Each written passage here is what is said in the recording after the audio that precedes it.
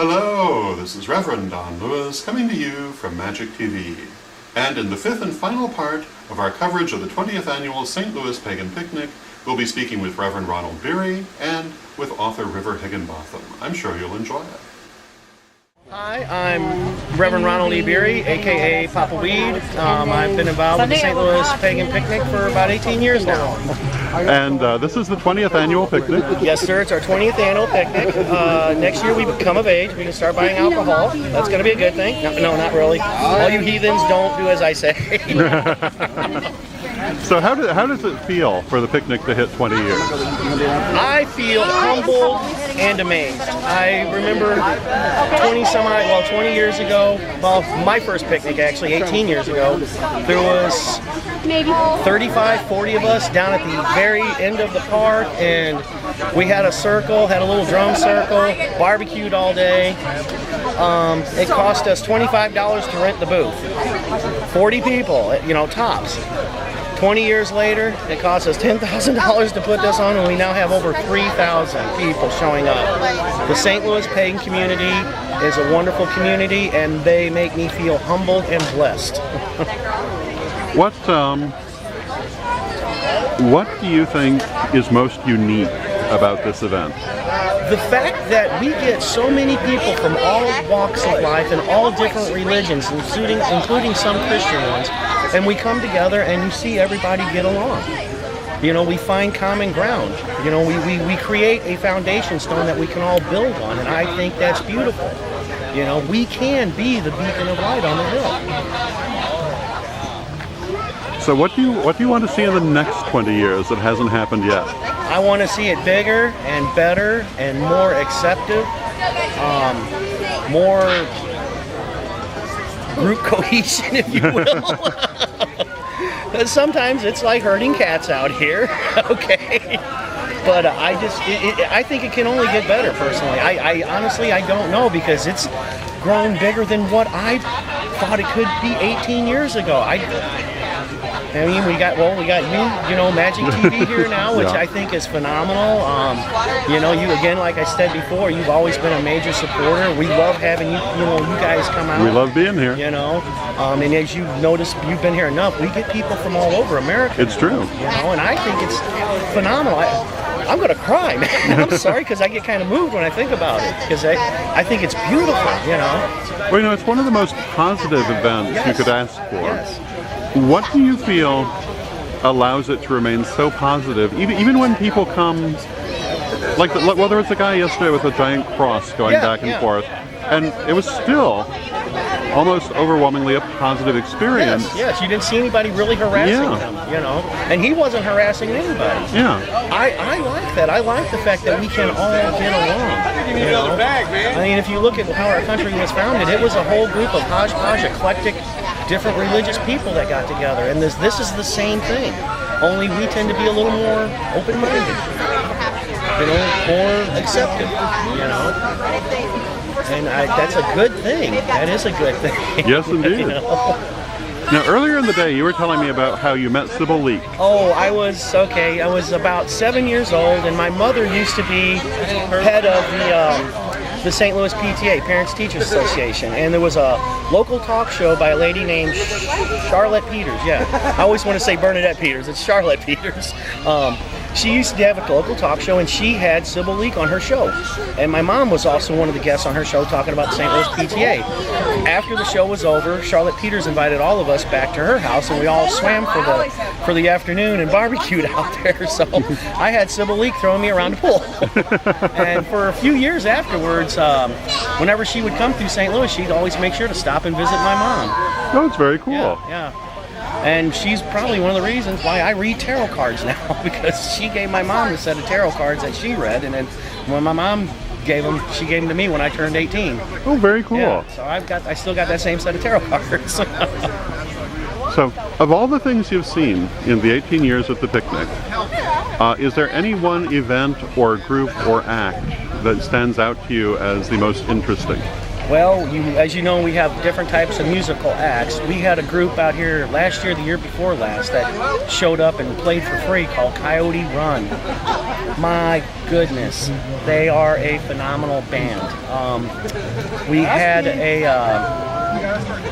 lot of really interesting rituals before. It's really hard to pick one particular one out because the way the rituals and stuff are really conducted here is there's really no one particular group that does it. You know, you have people from all different types of covens that get together and put them on. Well, just like the picnic. I mean, there's no one coven or one group that really puts this on. Everybody that's part of St. Louis Pagan Events Inc. come from dozens of different types of covens and stuff. And I think that is important. And personally, I really think that's a good message. You know, because I know, everybody from all over America watches Witch TV, so you guys know what witch wars are like. Oh yeah. We don't get that here. That's the most remarkable thing.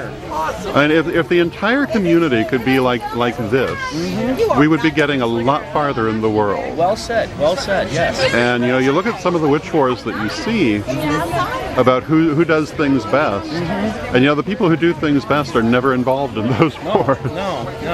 And it's something else too that you'll notice with the St. Louis Pagan Picnic is a lot of the people that are on the committee and boards, you don't even know that because we're very low key about it, because this is really the community.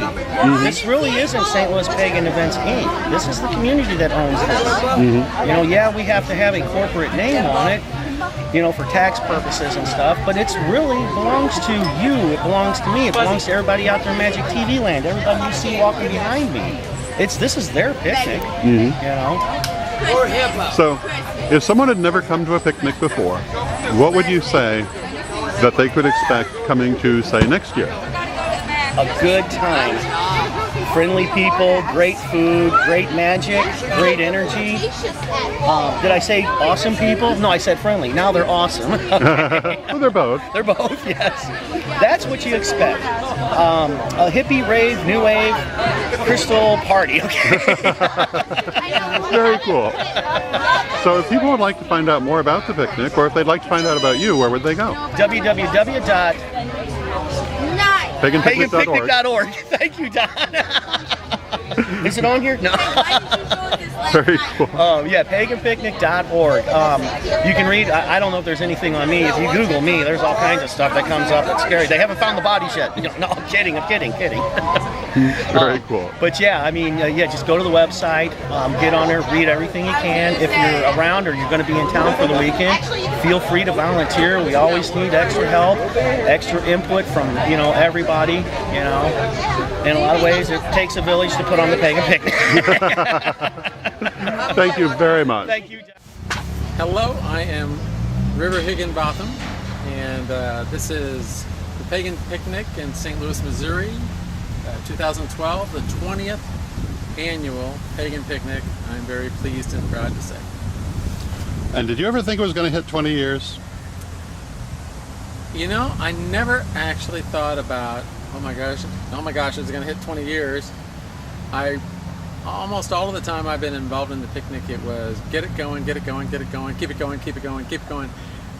With, living in the moment of it, rather than living in the expectation of what the future might hold. I mean, we survived a downturn and a recovery of the picnic whenever our organization CAST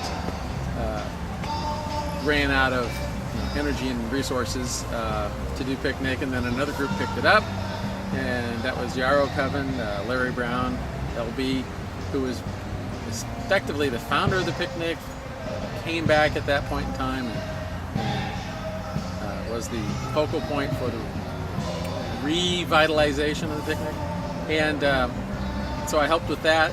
And that was also about the time that within the St. Louis Pagan community and with the process of the picnic, I had pretty much run out of my good juice, and I was at a burnout point, a point of where I had been drained, and so I was hoping that picnic would persevere, and hoping that the team who was in place after I stepped away would keep it together, do a good job, do what needed to be done, to preserve it, and I am so proud and pleased that they found a way, and that we are happily celebrating the 20th Pagan Picnic.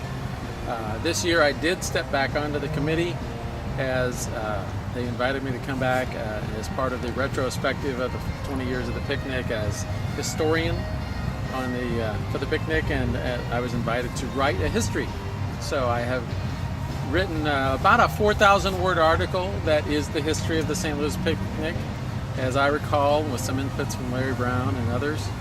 And we put that in the program book of Pagan Picnic.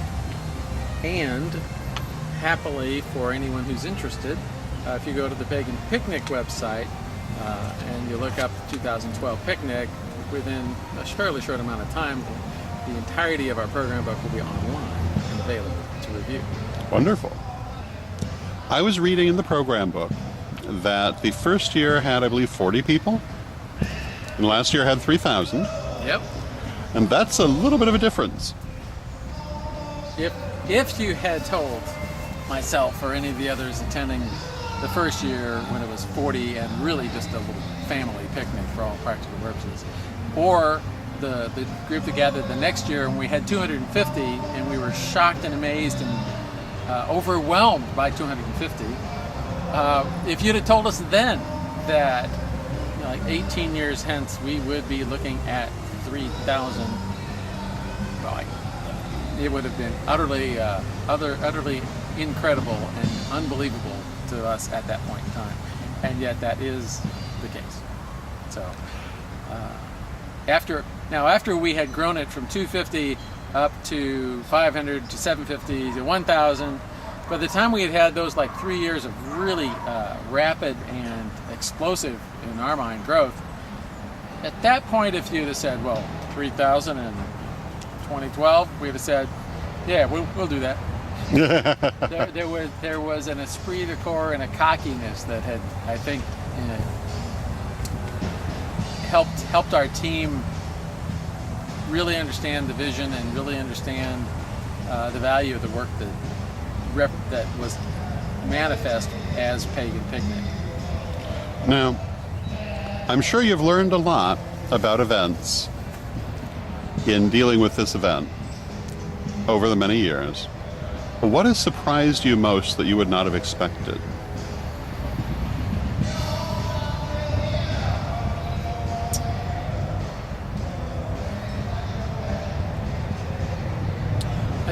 I think that the things that were most surprising and gratifying were, even when we had serious intra-community squabbles, divisions, differences of opinion, strong, ego clashes, that even in those, when those had preceded a picnic, that the community still at picnic time found a common vision and gel and crystallized on putting on an excellent picnic. Not just for ourselves as organizers, but for the entire community that we know and believe we're in service to. So the shining value of service rising like cream to the top of the milkshake, despite all of the craziness that might have preceded it. That's very good. I'm pleased that the St. Louis community, the greater community, has really nicely accepted the picnic. There has been no major rancor about picnic ever. And I think if I wasn't tremendously surprised by that, because I believed that part of our mission to do the picnic was an exercise in social engineering and exercise in social change, that if we were pagans in public and made it clear that we were family-friendly, regular members of society, and did so consistently, that would be a message in and of itself, and I believe it has been. I think that's a really good point, because one of the things about the picnic that I see, every event has its own flavor, but one of the things about the picnic There's certainly things you'll see at the picnic you won't see anywhere else, but it's regular people. I mean, it really is. If you walked into it knowing nothing about paganism, you wouldn't run away horrified. You would run away saying, well, these people aren't so bad. And that's, I would like to say it's by design. It certainly is the effect and the reality of it. And I think you know, we don't try to downplay or tell people, you know, don't dress in sensational gear, or don't dress in gothic black, or with your tats, or whatever you do. I'm a very vanilla person. Don't have tattoos. Don't dress in tremendously challenging gear. Don't have any piercings. And there's a lot of folks here in the picnic that are very much in the pierced and tatted, and those are, you know, those are the expressions of the generations of people that are engaging in the picnic, and it's wonderful. And that, you know, what else is personal freedom good for if you can't express yourself in those ways? So we haven't told anyone to tone it down. We have got some guidelines to try to be you know, good neighbors and not unfriendly. Like, we pick up the park real well, and the Tower Grove Park told our organizers that we are their favorite event because we leave the park very, very clean. And that is a level of consideration and a common value that the park and we share that they don't get out of most of their clients. Most of the groups that come around here, it takes a lot of effort for the park to clean the park after they're gone. Not so with Pagan Picnic. We leave it cleaner than we found it. That's always been our motto and our action. Very cool. So you're going to tell us about Diana's Grove. Diana's Grove is it's a place in southern Missouri that for the last 17 years has been a retreat center and also a dog rescue run by Patricia Storm and Cynthia Jones. Those ladies have founded the Grove mainly as a retreat center. Its activity in dog rescue has increased over the years. Through the tougher economic times, situation has shifted, and these ladies who are friends of mine, and I've been through their mystery school and been through their leadership training, they had to sell the land. So the land was left at the hands of Diana's Grove management, if you will, in April of last year, April of 2011. Since then, the two organizations of the Dog Rescue and the Mystery School, Diana's Grove Mystery School Retreat Center, have gone to different locations. The Mystery School has come to St. Louis, Missouri area in the suburb of Ferguson, and the group is meeting monthly in Ferguson here through the remainder of 2012, doing retreats that focus on, we call it Seasons of the Soul. It really looks at, it's astrology-based monthly study packages. The Dog Rescue has moved to Cabool, Missouri, where Cynthia and Patricia now reside. And they have a pretty thriving dog rescue activity where they adopt dogs out in suburban St. Louis County on pretty much a weekly basis. And there's a lot of dogs being rescued and a lot of happy folks adopting rescued pups in St. Louis. So changes in the future are coming for the Diana's Grove Mystery School. Cynthia and Patricia are going to shift their focus a bit more. It's shifted since they left the land. Part of the process we went through was to continue on with the studies of the year that we had in progress in 2011. 2012, the process was to study the astrology materials with the group of people that continued on based on in the Ferguson location. This is the last year I expect Cynthia and Patricia to offer retreats in Ferguson. They expect to continue Diana's Grove Mystery School per se, by continuing to send out packets, monthly packets of information that relate to the topics that they will choose as a curriculum, and they will continue to support that with online correspondence and email lists. So, and there is even more change afoot. Those of us who are meeting currently with Diana's Grove Mystery School in Ferguson have been given the opportunity by Cynthia and Patricia to take the Mystery School in a new direction, and we're in the process of formulating that. And the venture will be called The Grove, which is sort of a shortening and genericizing of Diana's Grove.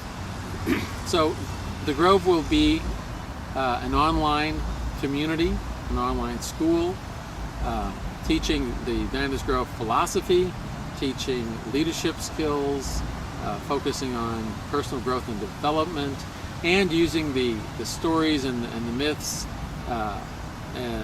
that have been written by Cynthia Jones and used at Diana's Grove in the past. Will have access to those as part of the content for creating the ritual circumstances and classes that will help foster the personal growth and development in much the same way that Diana's Grove Mystery School did, but it will be a new school, and it'll also have a much stronger virtual component. So it'll be something you can become involved with online, strictly online if you wish, and there will be the retreats that, for the present, we expect to base those in Ferguson, depending upon how successful that is. If the capacity of our current location is exceeded, that would be a great problem to have. We will find large enough accommodations for the groups that we will attract. Very cool. My wife Joyce and I have written 3 books on paganism, Paganism, An Introduction to Earth-Centered Religions, Pagan Spirituality, A Guide for Personal Transformation, and Christo-Paganism, An Inclusive Path. Now, I'm very pleased. I did a happy dance on an airplane earlier this week because I was reading through a brand new manuscript that came out called Jesus Through Pagan Eyes, and in that book, he covers Jesus as a person, Jesus as quite an analysis of Jesus, and then he interviews pagan leaders, pagan authors and teachers, and he also has them write essays. So Joyce wrote an essay for this book and described her experiences with Jesus and her views of Jesus, kind of from her Christian background and sort of Christo-pagan ways. And also, I was very pleased that the book gave specific mention to our Christo-paganism book and gave recommendations for the readers to go get this one. If you're interested in Christo-paganism, this is an excellent place to start. And it was really pleasant to get such a warm endorsement. Also in that book, Jesus Through Pagan Eyes, the foreword by Matthew Fox I found very uplifting and intriguing. So on a number of levels, I do recommend Jesus Through Pagan Eyes. Very cool. So if people wanted to learn more about these things, where would they go? The information for Joyce and myself and our books is at our website, which is riverandjoyce.com. It's a bit stale at the moment, I have to confess, and we should be remaking the website very shortly. So I'm certainly expecting that by, say, August of this year, it'll have an entirely new look, and at least the calendar will be current. All of the information on the website is still relevant, but it's just not dynamic, and we would like to improve that. Diana's Grove has a website and continues to present the information about their 2012 offerings, and also their legacy, their history. There's a lot of pictures of the land there, a lot of remembrance of that land and the experiences there for people who are interested in it. And there will be a new website emerge about the Grove, but I would recommend look at the Diana's Grove website and look at the River and Joyce website within the next several months, and there will be information on how to find the Grove on the web. Very good, thank you. Thank you, Don, as always. I hope that you've enjoyed our coverage of the 20th Annual St. Louis Pagan Picnic, and I hope you'll consider coming out next year for the 21st Annual Pagan Picnic. But don't worry, if you can't come to the picnic, Magic TV will be there and we'll cover it for you. Until next time, may you blessed be.